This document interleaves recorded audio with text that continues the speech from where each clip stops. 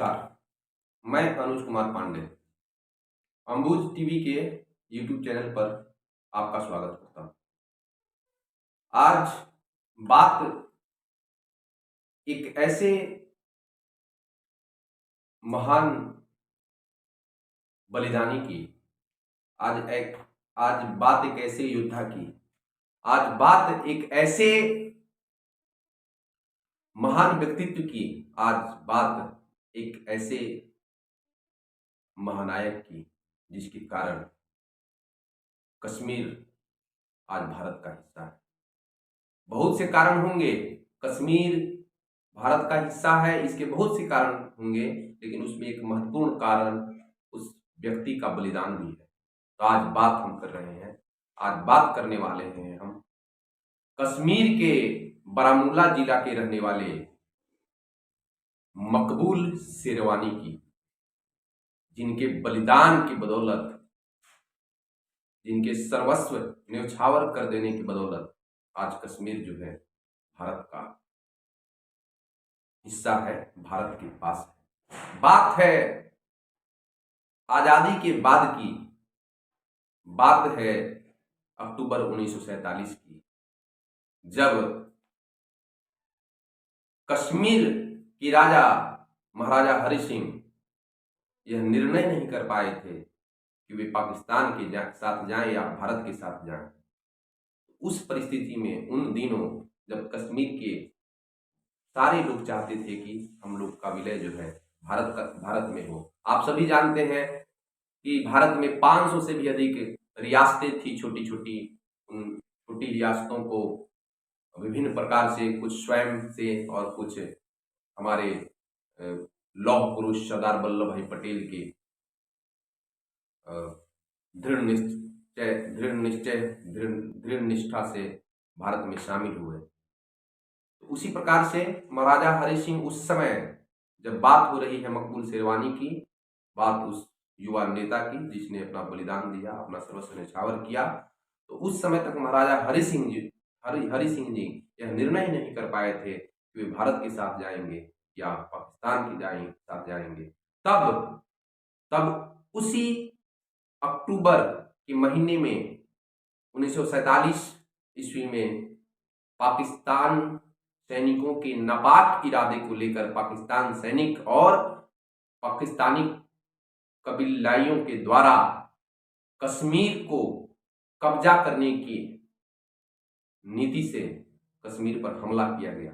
Uri sector से होते हुए बारामूला में प्रवेश कर गए और बारामूला होते हुए उनका उद्देश्य था श्रीनगर पर कब्जा करना, श्रीनगर के एयरपोर्ट पर कब्जा करना, ताकि तत्कालीन महाराजा हरि सिंह को किसी प्रकार की सहायता भारतीय सैनिकों के द्वारा नहीं प्राप्त हो। और जब बारामूला में वे प्रवेश कर गए और इसकी जानकारी वहां के स्थानीय निवासी और भारत के प्रति भक्ति रखने वाले मकबूल शेरवानी को जब पता चली, तो उन्होंने निर्णय लिया कि कैसे इन आक्रमणकारियों से, इन आतताइयों से कश्मीर को बचाया जाए, श्रीनगर को बचाया जाए। तब तक महाराजा हरि सिंह कोई निर्णय नहीं कर पाए थे और उस समय की परिस्थितियों में अकेले मकबूल शेरवानी ने दिमाग से, बुद्धि से, अपने विवेक का प्रयोग करते हुए सर्वप्रथम उन आतताइयों का, उन आक्रमणकारियों का, उन कबीलाइयों का भरोसा जीता और जो सही मार्ग था श्रीनगर की ओर जाने के लिए, उस मार्ग से उन्हें भटकाया और लगभग 4 दिनों तक पाकिस्तानी सैनिक और वे जो आक्रमणकारी थे, आतताई थे, जो लगातार लूट मार मचा रहे थे, औरतों के साथ व्यभिचार कर रहे थे और लोगों को लूट रहे थे, उनसे श्रीनगर को बचाने के लिए, कश्मीर से बचाने के लिए उस युवा नेता ने, उस युवा बलिदानी ने सही रास्ते जो श्रीनगर के मार्ग की तरफ जाता था उससे उन्हें भटकाए रखा। लगभग 4 दिनों तक ऐसा कहा जाता है। और इस कारण से क्या हुआ, जब 4 दिन गुजरने लगा और वे लोग भटकने लगे, रास्ते में रह गए, क्योंकि बारामूला जो क्षेत्र है वो पहाड़ों और जंगलों से घिरा हुआ क्षेत्र है। तो उनको पता नहीं था, लेकिन मकबूल को सारी बातें पता थी कि सही रास्ता किधर की ओर जाता है और गलत रास्ता किधर की ओर जाता है। तब तक राजा हरि सिंह ने भारत भारत सरकार से, भारत के गृह मंत्री से, भारत के सैनिकों से सहयोग मांगा और उन्होंने स्वयं का विलय भारत में करने के लिए इच्छा जताई। और उनके इस इच्छा को देखकर, उनके इस निर्णय को देखकर भारतीय सैनिक 27 अक्टूबर 1947 को श्रीनगर में उतरते हैं और भारतीय सैनिक का सबसे पहला जो रेजिमेंट उतरता है वह सिख रेजिमेंट उतरता है। और इस तरह से सिख रेजिमेंट और उन आक्रमणकारियों, कबीलाइयों के बीच, जो क्रूर डाकू थे, उनके बीच युद्ध होता है। उसमें बहुत सारे आतताई मारे जाते हैं और युद्ध में हारते हुए देखकर कुछ पीछे वापस लौट जाते हैं, भाग जाते हैं। और इस दौरान सिख रेजिमेंट के भी बहुत सारे वीर बहादुर सैनिक बलिदानी मारे जाते हैं, शहीद होते हैं कश्मीर की रक्षा के लिए। और इस तरह से कश्मीर जो है पाकिस्तान के कब्जे से होने से बच जाता है, रह जाता है। लेकिन उसी समय एक घटना जो ये भारतीय सैनिकों की आने की है और ये बचाने की है, उसी दौरान क्या होता है, उन आतताइयों को, उन आक्रमणकारियों को यह पता चल जाता है कि यह जो मकबूल शेरवानी है, युवा नेता कश्मीर का, जो नेशनल कॉन्फ्रेंस का सदस्य था और भारत के प्रति उसकी निष्ठा थी, उसने हमें मूर्ख बनाया है, हमें रास्ते से भटकाया है, हमारा समय बर्बाद किया है, हमको रोका है। इस बात से कुंठित होकर वे क्रूर आतताई उस महान बलिदानी को बहुत ही बुरी तरह से प्रताड़ित करके मौत के घाट उतार देते हैं। 14 गोलियां उनके सीने में मारी जाती हैं। लोग ये भी कहते हैं कि उन्हें क्रूस की तरह उनके शरीर में कील ठोककर उनको लटका दिया जाता है। उसके बाद उनके शरीर पर जो है 14 गोलियां मारी जाती हैं और इस तरह से वह महान युवक इस देश के लिए, इस कश्मीर के लिए बलिदान हो जाता है। तो साथियों, ये एक महानायक की कहानी है। आज के पहले या आजादी के बाद की बात है। बहुत कम लोग जानते थे, मैं भी नहीं जानता था। आज जाना हूं उनके बारे में। ये बात मैं आप तक पहुंचाना चाहता हूं कि आप भी उनके बारे में ज्यादा से ज्यादा जाने, क्योंकि आज कश्मीर की बात आती है तो कश्मीर की जब भी बात आती है तो बहुत सारे विवाद उससे जुड़ जाते हैं। लेकिन यह एक सकारात्मक विषय जो है मैं आपके सामने प्रस्तुत करना चाहता था और ये खासकर विद्यार्थियों के लिए है जो राष्ट्र गौरव प्रतियोगिता की परीक्षा में भाग ले रहे हैं। एक बार पुनः मैं कुछ उस महान बलिदानी मकबूल शेरवानी से संबंधित पॉइंट आपके समक्ष से प्रस्तुत करना चाहता हूं कि जो आक्रमण किया था कबीलाइयों ने अक्टूबर 1947 में, 22 अक्टूबर का वह दिन था और उस समय कश्मीर में महाराजा हरि सिंह की हुकूमत थी। महाराजा हरि सिंह यह तय नहीं कर पाए थे कि वो किधर जाए।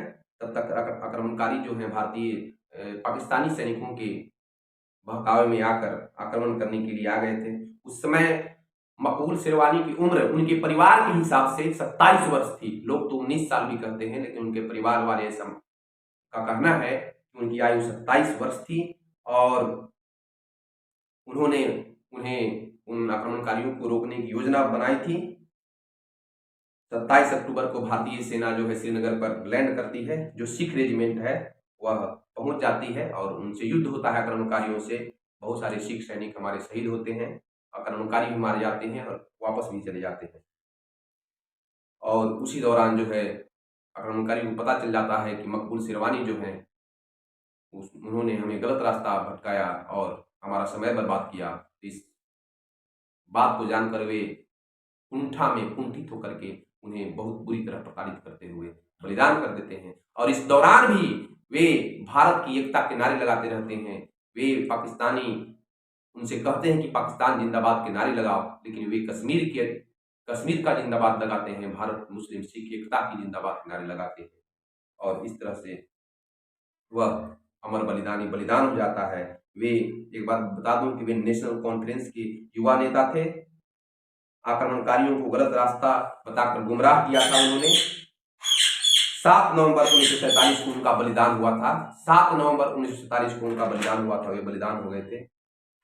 बारामूला में उनके नाम पर एक ऑडिटोरियम है, मकबूल शेरवानी के नाम से। और सबसे महत्वपूर्ण बात कि लेखक मुल्क राज आनंद ने अपने उपन्यास डेथ ऑफ अ हीरो में मकबूल की महगाथा लिखी है। बारामूला में ही मोहम्मद मकबूल शेरवानी स्मारक है, मकबूल शेरवानी सभागार है। मुल्क राज आनंद के उपन्यास पर एक भारतीय टेलीविजन शो बनाया गया और उसे 2011 ईस्वी में डीडी कसीर पर प्रसारित किया गया, और इस तरह से उस महानायक को श्रद्धांजलि दी गई, याद किया गया मुल्क राज आनंद के द्वारा। तो ऐसे बहुत से गुमनाम महानायक जो हमारे देश के लिए बलिदान हो गए हैं, कुर्बान हो गए हैं।